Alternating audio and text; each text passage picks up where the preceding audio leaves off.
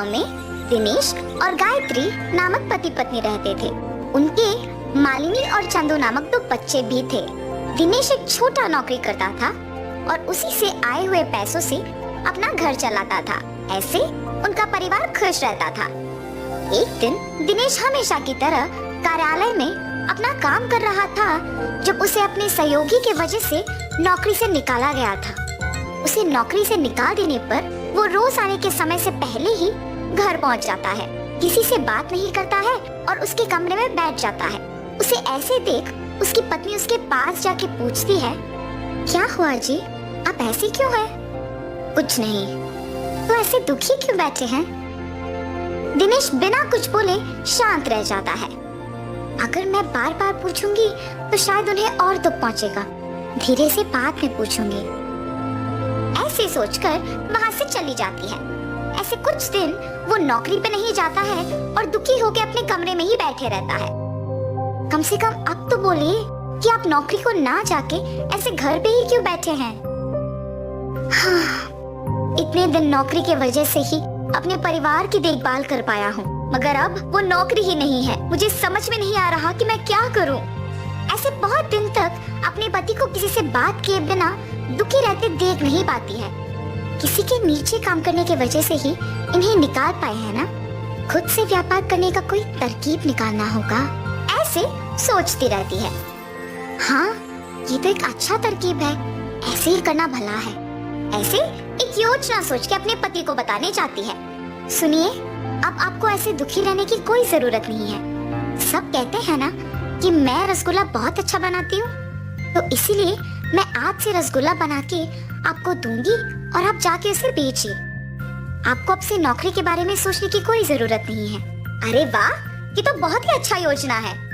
पति पत्नी दोनों उनकी योजना के अनुसार करते हैं। गायत्री रसगुल्ले बनाती है और दिनेश उन्हें बेचने जाता है।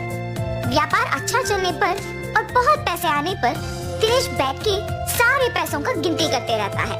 पैसे तो बहुत आ रहे हैं, अब से मुझे हर रोज जाके रसगुल्लों को बेचने की कष्ट लेने की कोई जरूरत नहीं है। हफ्ते में एक भी बार जाके बेचूं तो बस है, आए हुए पैसों से खुश रह सकते हैं। ऐसे सोचकर अगले दिन जब उसकी पत्नी रसगुल्ले तैयार करके रखती है तो वो अखबार पढ़ते रहता है। मैंने रसगुल्लों को बहुत पहले तैयार कर दिया है जी, अब तक आप नहीं गए। आज से रसगुल्ले हर रोज बना के रखने की कोई जरूरत नहीं है। मैं जिस दिन कहता हूँ उसी दिन बनाऊं तो काफी है। आज मैं रसगुल्ले बेचने के लिए नहीं जा रहा हूँ। अरे रे, तो फिर आज बनाए हुए रसगुल्ले व्यर्थ हो जाएंगे ना।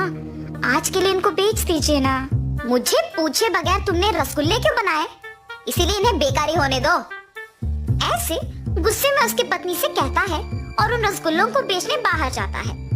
तब से उसके विचार के अनुसार ही तभी रसगुल्ले बनवा के बेचने जाता है जब उसे पैसों की जरूरत होती है। एक दिन गायत्री के पास एक आदमी आता है। जी, कौन है आप, किसके लिए आए हैं? माता, मेरा नाम आदित्य है, मैं पड़ोसी गांव में रसगुल्ले बेचता हूँ। जब मैंने सबको पूछा कि रसगुल्ले कौन अच्छा बनाता है तो एक औरत ने आपका नाम लिया, इसीलिए मैं आपको ढूंढते हुए यहाँ आया। आप मुझे हर रोज ऐसे रसगुल्ले दे सकते हो? क्या मैं इस आदमी को रसगुल्ले बना के दूं या नहीं? लेकिन पड़ोसी शहर में ही तो बेचेगा ना। ऐसे सोच में पड़ जाती है।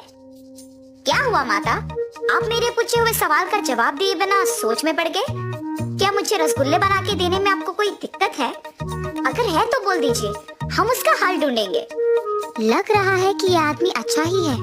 अगर मैं इनको मेरे पति के बारे में बताऊंगी तो शायद हम दोनों मिलकर उनमें बदलाव ला सकेंगे। आप किस बारे में इतना सोच रही हैं? मेरे पति भी आप ही की तरह इस शहर में रसगुल्ले बेचते हैं। ऐसे उसको उसके पति के बारे में बताती है और आदित्य सोच में पड़ जाता है। माता, आपके पति को बदलने के लिए मेरे पास एक तरकीब है। मैं निश्चित रूप से उनमें बदलाव लाऊंगा। आप बस मुझ पे भरोसा रखें, रसगुल्ले बना के दे दीजिए। ऐसे वो रसगुल्ले लेकर उसी गांव में दुकान लगा के बेचने लगता है। इतने में पैसों की जरूरत होने पर दिनेश उसके पत्नी से रसगुल्ले बनवा के बेचने गांव में जाता है। सारा गांव घूमने पर भी कोई उससे रसगुल्ले नहीं खरीदता है और उल्टा उससे किसी और के रसगुल्ले की दुकान के बारे में गांव वाले बताते हैं। इससे वो घर वापस दुखी लौट आता है। क्या हुआ जी, आप दुखी क्यों हो? कोई इसी गांव में रसगुल्लों का दुकान लगा के बेच रहा है।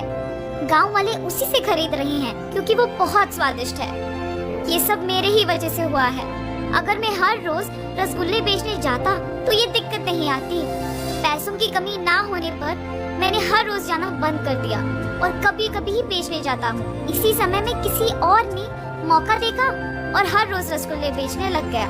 ऐसे कह के तब से हर रोज गांव में जाके रसगुल्ले बेचने लग जाता है। हमेशा की तरह सभी दिनेश के पास नहीं आए, पर भी व्यापार उसका ठीक ही चल रहा था। आदित्य जब गायत्री के बनाए हुए रसगुल्लों को लेने आया था तो वो गायत्री को दुखी देखता है।